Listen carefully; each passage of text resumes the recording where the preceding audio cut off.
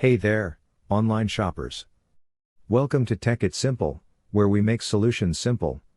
Today, I'll show you how you can create an AliExpress account. If you love getting amazing deals on unique products, you're just in the right place to create an AliExpress account.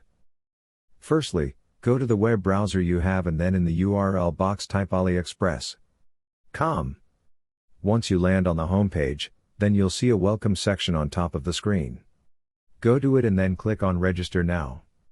Provide your email address and then click on Continue. Set a strong password, which is 6 to 20 characters long and must contain numbers, letters, or symbols. Hit Register Now. A code will be sent to your email address, so open your email and then use the code. And there you go, your account has been set up. I hope this video was helpful for you. If you found the video informative, then do like, share, and subscribe. See you in the next video.